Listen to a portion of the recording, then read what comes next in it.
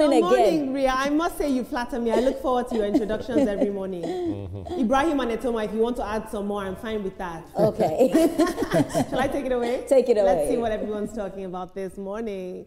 Good morning, Nigeria. I'd like to say that TVC has a finger on the pulse and an eye on the streets. And here on the Trending Now segment, my team and I do our best to bring you trending stories that are shaping the world that we live in. We begin today with this submission, where the special advisor to President Bola Tinubu on media and public communication, Sunday Dare, has slammed U.S. Senator Ted Cruz and TV host Bill Maher over what he called reckless and misleading remarks about Nigeria.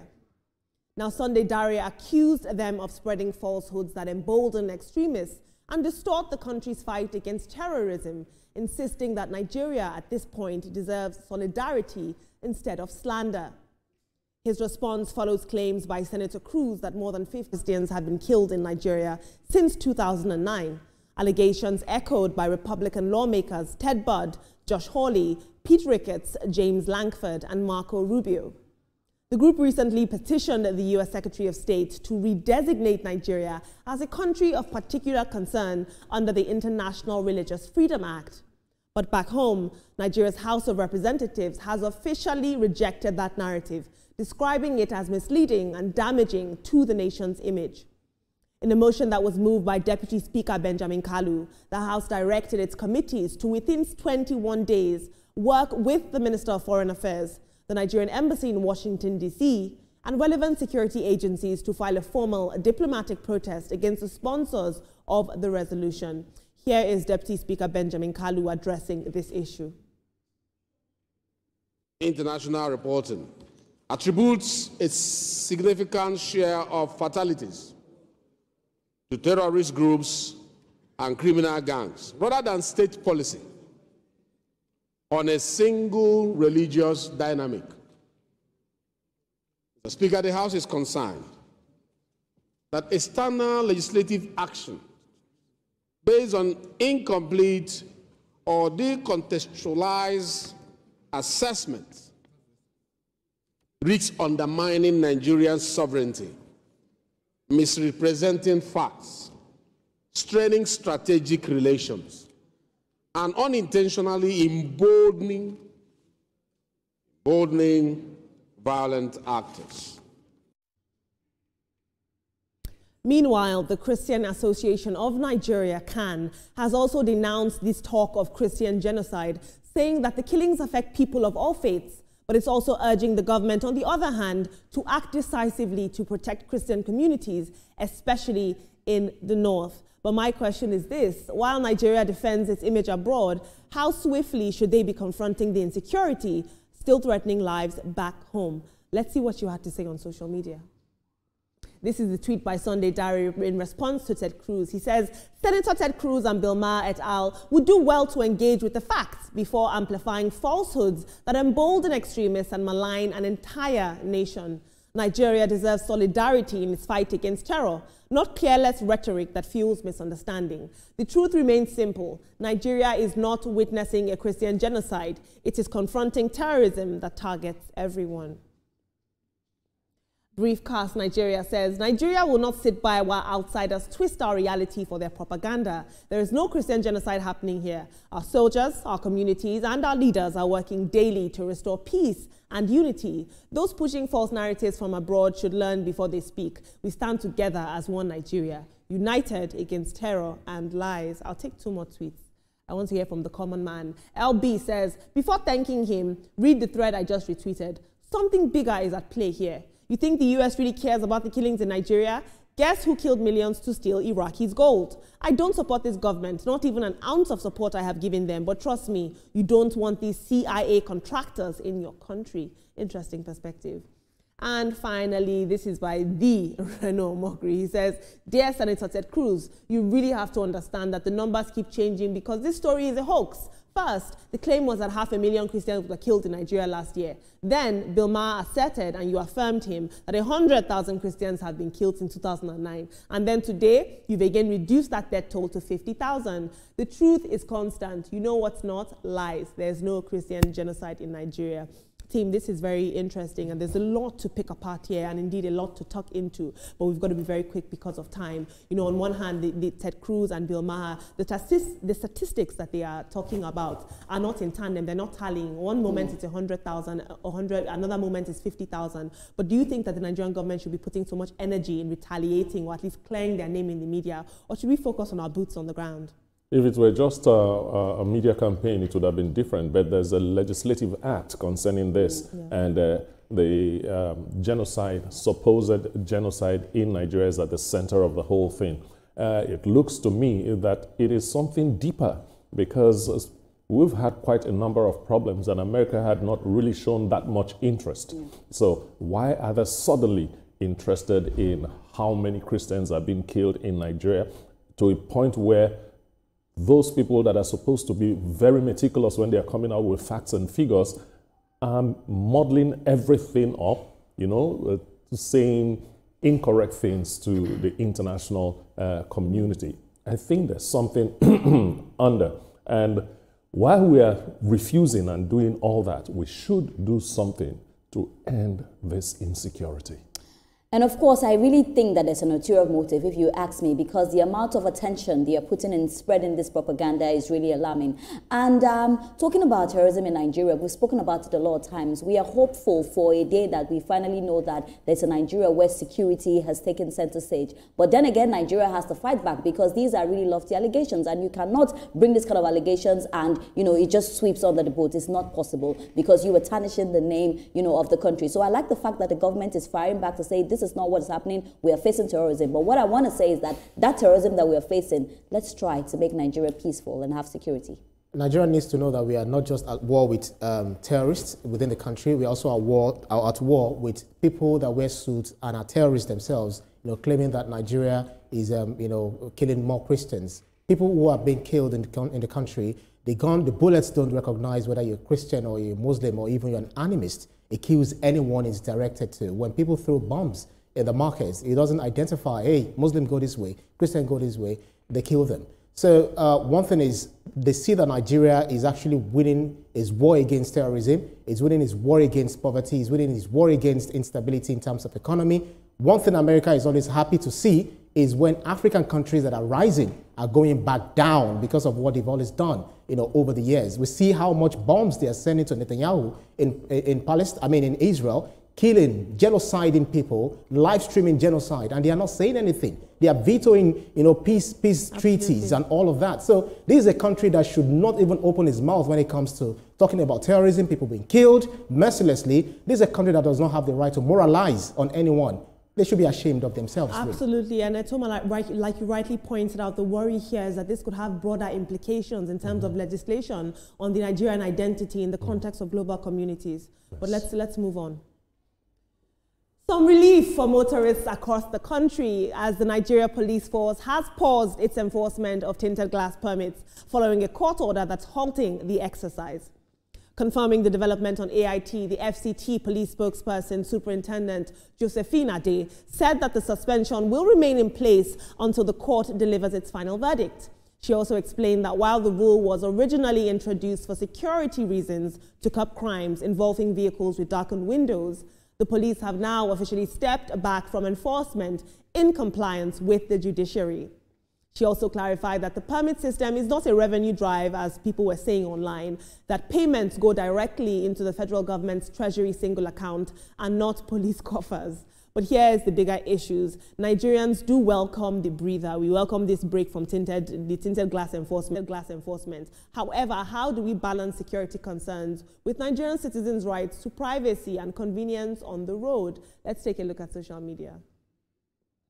Abu says tinted permit has always been more about revenue generation and money siphoning, much like the Central Motor Registry Information System. A petition should be initiated to demand full disclosure of how much has been spent on developing and maintaining these portals.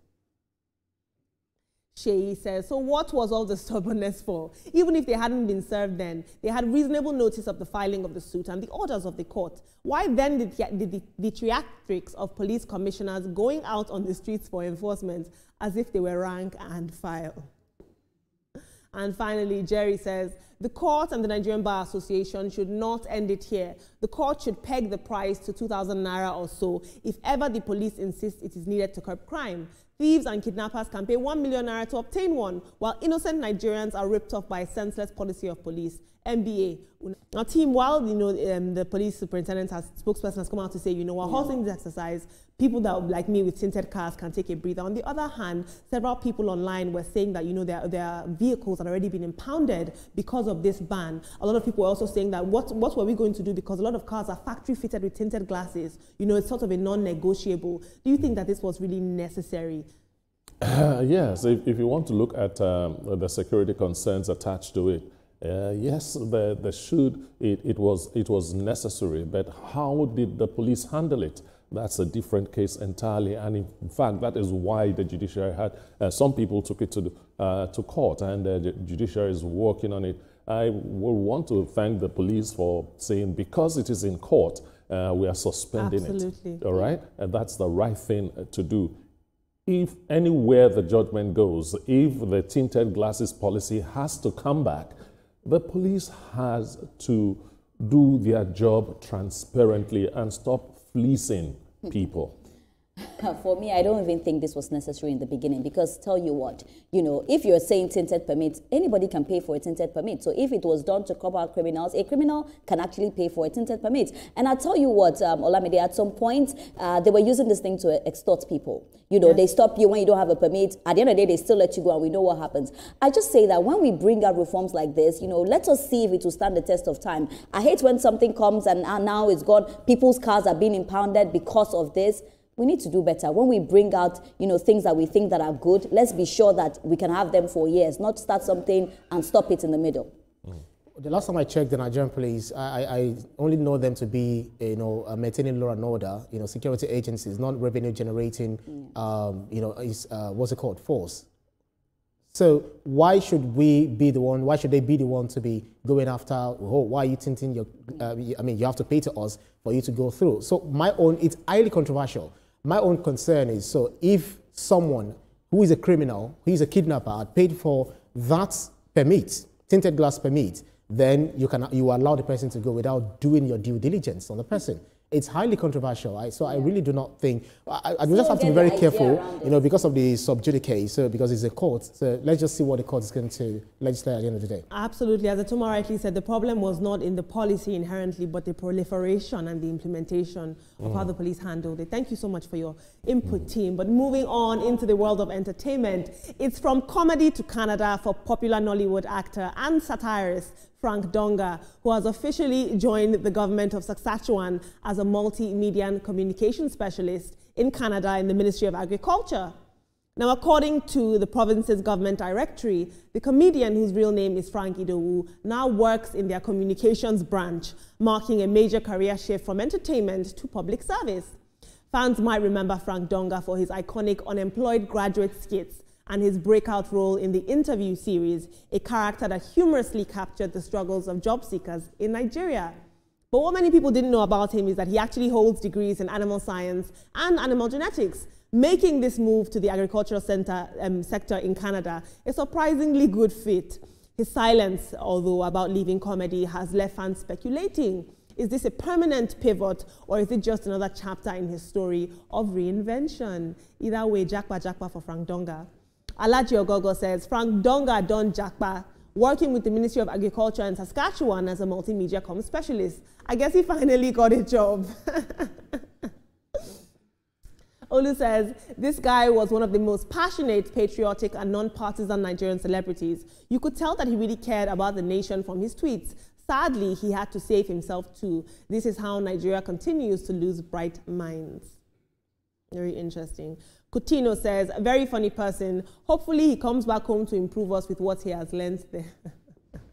Team, let's touch on this quickly. We are running out of time. On one hand, it's interesting to see that the Jakpa syndrome affects everybody. Even if you have, celebrity on the internet, it affected him and he ended up leaving. But I'm a bit sad because I feel like we lost a very funny man who could have really, kept his legacy going in terms of skits and everything. He was a pioneer. Yes, he was. And congratulations to him, not for traveling, but for traveling and getting a good job over there. It's congratulations. So that shows that if you're passionate in whatever you do, the sky is actually your beginning. And for those that are saying that he was very passionate about Nigeria and everything, did they think he was going to get this position and not go? But all I want to say is that I want him to come back. We are not against people, traveling out of the country, get more knowledge, but at the end of the day, just come back for the betterment of Nigeria. And congratulations to him. This is a big one. He's not going to do menial jobs. He's going to do something, that it's very important, and we get to see what he does. So big congratulations to him. See, Donga is a very brilliant mind. At the time, I understand that he had also worked in TVC, as one of our editors. So when he left TVC for other things, we didn't say we lost him. So he's just, growing. In this life, you always grow. So the fact that he's secured a good job in Canada doesn't mean that Nigeria is over 250 million, people. So we have enough to export, and we still look forward to them to come back to the country to, also, give back what they've learned from other countries. Absolutely, I love the fact that he's showing us that at any point you can just rebrand, move somewhere, and start a new life, essentially. Absolutely. Thank you so much, team. Still in the world of entertainment, veteran Nollywood actor Dele Odule has sparked concern and chuckles online after sharing a deeply reflective but cryptic post about emotional pain, self-worth, and resilience. In a message he posted online, he spoke about the sting of being valued one moment and then dismissed the next moment, a sentiment that resonated with fans who saw the post. He also reflected on how heartbreak can turn even the strongest into poets, noting that while the wrong people often leave chaos behind, the right ones will bring you peace. Of course, his followers flooded the comment section with empathy, asking who broke Dele Odule's heart, and that he has now earned a PhD in premium heartbreak. And when he was asked about his post, he had to say that it was a 200-level girl, I'm not going to play the video here, who broke his heart. But still, the story ended on a positive note, and he has promised not to let anybody dim his light. But I guess Nollywood legends are not immune to heartbreak themselves. Let's take a look at social media. Someone said, Uduak Abong says, Dele Odule's heartbreak story is wilder than a Nollywood plot. A 200-level student, it looks like even sugar daddies aren't safe from breakfast. Next movie, Sugar Daddy Chronicles. And Noble says, make I go tell my dad to beware of 200-level girls. Then we'll just they break their papa mate's heart anyhow. Now, team, we're going to touch on this very quickly, but for some context, Dele Odule went online and essentially said that he was heartbroken. Yeah. He wrote a bunch of poems and sad posts, and people were very worried. If you're watching this back home and you're the 200-level girl that broke Dele Odule's heart, why did you do that? I don't want to comment about the 200-level girl. I just see this thing as a publicity stunt. Come on, man. 200-level girl. But it's possible that that could happen. That shows that he is a very emotional person. But if you are in entertainment, things of the heart can hit you from where you least expected. So, Oga, take heart and put it together again. I really want to believe that it's a publicity stunt, because when you say 200-level girl, I'm looking at how old is she. That's now what I'm looking at. I'm looking at the age gap. But anyway, breakfast can come to anybody. All of us here, in one way or the other, we have had breakfast in a very sad way, and we know what it makes you. It makes you a poet. It makes you a singer. It makes you everything. So I don't wish breakfast on anybody at all. Yeah, if there's one thing I wish not to say here, it's just to maybe not universal advice. If you're working class or you're outside of the school, don't go back to school and go and date a lady that is still in school. You'll be heartbroken, seriously heartbroken. Team, a wise man once said that now everybody will collect breakfast. Period. Moving on.